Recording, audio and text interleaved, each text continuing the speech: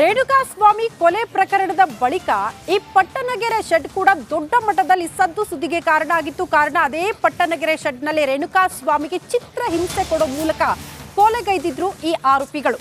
ಈಗ ಪಟ್ಟಣಗೆರೆ ಶೆಡ್ ಮಾಲೀಕ ಜಯಣ್ಣ ಅವ್ರಿಗೂ ಕೂಡ ಸಂಕಷ್ಟ ಎದುರಾಗ್ತಾ ಇದೆ. ಕಾರಣ ಪಾಲಿಕೆ ನೋಟಿಸ್ ಕೊಟ್ಟಿದೆ ಅನ್ನೋದ್ರ ಡೀಟೇಲ್ ಸಿಗ್ತಾ ಇದೆ. 16 ವರ್ಷಗಳಿಂದ ತೆರಿಗೆ ಬಾಕಿ ಉಳಿಸಿಕೊಂಡಿದ್ದಾರಂತೆ ಜಯಣ್ಣ. ಐಟಿ ಅಧಿಕಾರಿಗಳ ವಿರುದ್ಧವೇ ತನಿಖೆಗೆ ಬಿಬಿಎಂಪಿ ಸೂಚನೆ ಕೊಟ್ಟಿದೆ ಅನ್ನೋದ್ರ ಡೀಟೇಲ್ ಸಿಗ್ತಾ ಇದೆ. ತೆರಿಗೆ ಪಾವತಿಯಲ್ಲಿನ ಹೊಂದಾಣಿಕೆಯ ಬಗ್ಗೆ ಅನುಮಾನ ಇರುವ ಹಿನ್ನೆಲೆ ಆರ್ಆರ್ ನಗರ ಕಂದಾಯ ಅಧಿಕಾರಿಗಳ ಕುರಿತು ತನಿಖೆ ಆಗಬೇಕು ಅಂತ ಪಾಲಿಕೆ ನೋಟಿಸ್ ಕೊಟ್ಟಿದೆ ಅನ್ನೋದ್ರ ಡೀಟೇಲ್ ಸಿಗ್ತಾ ಇದೆ. ಜಯಣ್ಣ ಅವರು ತೆರಿಗೆ ಕಟ್ಟಿಲ್ಲ ಅನ್ನೋ ಕಾರಣಕ್ಕೆ ನೋಟಿಸ್ ಅಲ್ಲ, ಇಲ್ಲಿ ಬದಲಾಗಿ ಅಡ್ಜಸ್ಟ್ಮೆಂಟ್ ಆಗಿದೆ. ಹಾಗಾಗಿ ತೆರಿಗೆ ಇಲಾಖೆಗೆ ಸಂಬಂಧಪಟ್ಟಂತೆಯೇ ತನಿಖೆ ಆಗಬೇಕು ಅಂತ ಪಾಲಿಕೆ ನೋಟಿಸ್ ಕೊಟ್ಟಿದೆ ಅನ್ನೋದ್ರ ಡೀಟೇಲ್ ಸಿಗ್ತಾ ಇದೆ. ಅಧಿಕಾರಿಗಳಿಗೆ ಈಗ ಸ್ಟ್ರಿಕ್ಟ್ ಆಗಿ ಇನ್ಸ್ಟ್ರಕ್ಷನ್ ಕೊಟ್ಟಿದ್ದೀವಿ. ಅವರು ತೆರಿಗೆ ಕಟ್ಟಲಿ, ಇಲ್ಲಾಂದರೆ ಕ್ರಮ ತಗೊಳ್ಳಿ ಅಂತ. ಅವರೊಬ್ಬರಿಗೆ ಅಲ್ಲ, ಇಡೀ ನಗರದಲ್ಲಿ ತಮಗೆ ಗೊತ್ತಿದೆ ಕಳೆದ 1 ವರ್ಷದಲ್ಲಿ ಸುಮಾರು 600 ಕೋಟಿಗಳಿಗಿಂತ ಹೆಚ್ಚಿನ ತೆರಿಗೆ ವಸೂಲಿ ಆಗಿದೆ.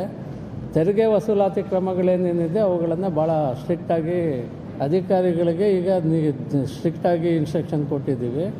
ಅವರು ತೆರಿಗೆ ಕಟ್ಟಲಿ, ಇಲ್ಲಾಂದರೆ ಕ್ರಮ ತಗೊಳ್ಳಿ ಅಂತ. ಅವರೊಬ್ಬರಿಗೆ ಅಲ್ಲ, ಇಡೀ ನಗರದಲ್ಲಿ ತಮಗೆ ಗೊತ್ತಿದೆ ಕಳೆದ 1 ವರ್ಷದಲ್ಲಿ ಸುಮಾರು 600 ಕೋಟಿಗಳಿಗಿಂತ ಹೆಚ್ಚಿನ ತೆರಿಗೆ ವಸೂಲಿ ಆಗಿದೆ.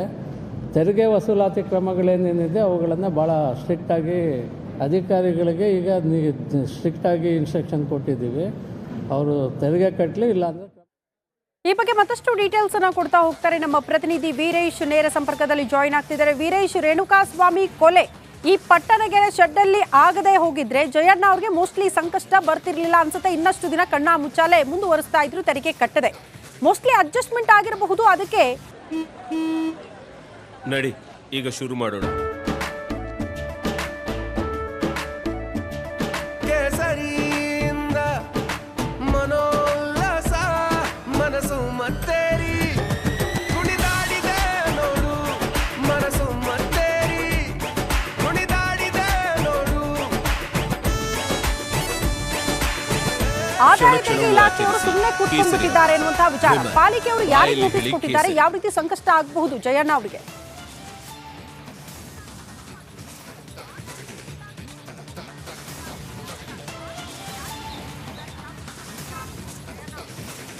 ಶ್ರುತಿ, ಬಿಬಿಎಂಪಿಯ ಆಡಳಿತ ಅಧಿಕಾರಿ ಉಮಾಶಂಕರ್ ಅವರು ಒಂದು ಆದೇಶ ಮಾಡಿದ್ದಾರೆ, ಹೇಳಿಕೆ ಕೊಟ್ಟಿದ್ದಾರೆ. ಅಂದರೆ ಪಟ್ಟಣಗೆರೆ ಶೆಡ್ ವಿಚಾರವಾಗಿ ಏನು ಸುಮಾರು 16 ವರ್ಷ ತೆರಿಗೆ ಕಟ್ಟಿಲ್ಲ, ಮಿನಿಮಮ್ 1 ಕೋಟಿವರೆಗೂ ತೆರಿಗೆ ಸಂಗ್ರಹ ಆಗಬೇಕು ಎಂಬುದು ಬಿಬಿಎಂಪಿಯ ಆಡಳಿತ ಅಧಿಕಾರಿ ಉಮಾಶಂಕರ್ ಅವರು ಒಂದು ಹೇಳಿಕೆ ನೀಡಿದರು. ಹೀಗಾಗಿ ಯಾಕೆ ಈ 5 ಎಕರೆ ಜಾಗದಲ್ಲಿ ಯಾಕೆ ನೀವು ತೆರಿಗೆಯನ್ನು ಏನು ಪಡೆದುಕೊಂಡಿಲ್ಲ, ಯಾಕೆ ತೆರಿಗೆಯನ್ನು ಕಟ್ಟಿಸಿಕೊಂಡಿಲ್ಲ, ಇದರ ಬಗ್ಗೆ ತನಿಖೆ ಆಗಬೇಕು ಎಂಬುದು. ಹೀಗಾಗಿ ಕಂದಾಯ ವಿಶೇಷ ಆಯುಕ್ತ ಮನೀಶ್ ಮುದ್ಗಲ್ ಅವರಿಗೆ ಈಗ ತನಿಖೆ ನಡೆಸುವಂತೆ ಒಂದು ಆದೇಶ ಮಾಡಿದ್ದಾರೆ.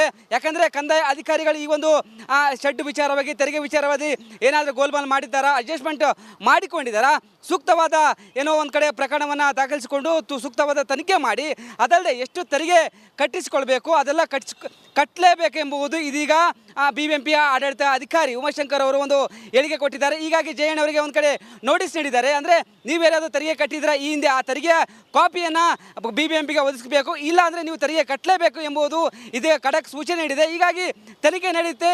ಆ ಕಂದಾಯ ವಿಶೇಷ ಆಯುಕ್ತ ಮನೀಶ್ ಮುದ್ಗಲ್ ಅವರು ತನಿಖೆಗೆ ಈಗ ಮುಂದಾಗಿದ್ದಾರೆ.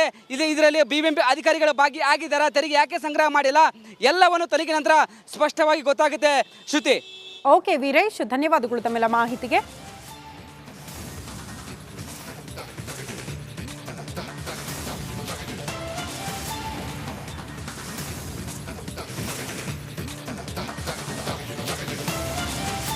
ಇನ್ನು ಚಿತ್ರದುರ್ಗದಲ್ಲಿ ರೇಣುಕಾಸ್ವಾಮಿ ಅವರ ಹತ್ಯೆಯನ್ನ ಖಂಡಿಸಿ ಚಿತ್ರದುರ್ಗದಾದ್ಯಂತ ಈಗ ಬೃಹತ್ ಪ್ರತಿಭಟನೆ ನಡೆಸಲಾಗ್ತಾ ಇದೆ.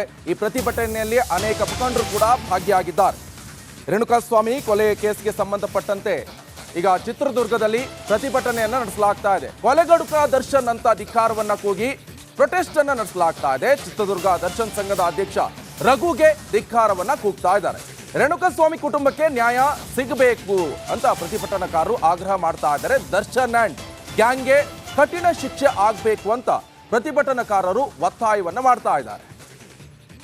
ನೋಡಿ, ಆ ದೃಶ್ಯ ಕೂಡ ನೀವು ಗಮನಿಸ್ತಾ ಇರಬಹುದು. ಇದು ಚಿತ್ರದುರ್ಗದಲ್ಲಿ ನಡೀತಾ ಇರುವಂತಹ ಪ್ರತಿಭಟನೆ. ಕಾರಣ ರೇಣುಕಾಸ್ವಾಮಿಯನ್ನ ಹತ್ಯೆ ಮಾಡಿದ್ದಾರೆ. ಆ ಹತ್ಯೆಯನ್ನ ಖಂಡಿಸಿ ಡಿ ಗ್ಯಾಂಗ್ ವಿರುದ್ಧ ಕಠಿಣ ಶಿಕ್ಷೆ ಆಗಬೇಕು, ರೇಣುಕಾಸ್ವಾಮಿ ಅವರ ಕುಟುಂಬಕ್ಕೆ ನ್ಯಾಯ ಸಿಗಬೇಕು ಎನ್ನುವಂತ ನಿಟ್ಟಿನಲ್ಲಿ ಈ ರೇಣುಕಾಸ್ವಾಮಿ ಹತ್ಯೆಯನ್ನ ಖಂಡಿಸಿ ಚಿತ್ರದುರ್ಗದಲ್ಲಿ ಬೃಹತ್ ಪ್ರತಿಭಟನೆಯನ್ನ ನಡೆಸಲಾಯಿತು. ಆ ಸಂದರ್ಭದಲ್ಲಿ ಅವರು ಆಗ್ರಹ ಮಾಡ್ತಾ ಇರೋದಿಷ್ಟೇ, ಡಿ ಗ್ಯಾಂಗ್ ಆರೋಪಿಗಳಿಗೆ ಕಠಿಣ ಶಿಕ್ಷೆ ಆಗಬೇಕು, ತಕ್ಕ ಪಾಠ ಅವರಿಗೆ ಸಿಗಬೇಕಾಗತ್ತೆ. ರೇಣುಕಾಸ್ವಾಮಿಯವನ್ನ ಈ ರೀತಿಯಾಗಿ ವಿಕೃತಿಯನ್ನ ಮೆರೆದು ಚಿತ್ರಹಿಂಸೆಯನ್ನು ಕೊಟ್ಟು ಸಾಯಿಸಿದ್ದಾರೆ. ಇದು ಎಷ್ಟು ಮಟ್ಟಿಗೆ ನ್ಯಾಯ? ಆದರೆ ರೇಣುಕಾಸ್ವಾಮಿ ಅವರ ಕುಟುಂಬಕ್ಕೆ ನ್ಯಾಯವನ್ನ ಕೊಡಬೇಕಾಗತ್ತೆ. ಅವರ ಕುಟುಂಬದ ಆಧಾರ ಸ್ತಂಭ ಇದೇ ರೇಣುಕಾಸ್ವಾಮಿ. ಆತನನ್ನೇ ಇವರು ವಿಕೃತಿ ಮೆರೆದು ಹತ್ಯೆ ಮಾಡಿದ್ದಾರೆ ಅಂತ ಈಗ ಆಗ್ರಹವನ್ನ ಮಾಡ್ತಾ ಇದ್ದಾರೆ.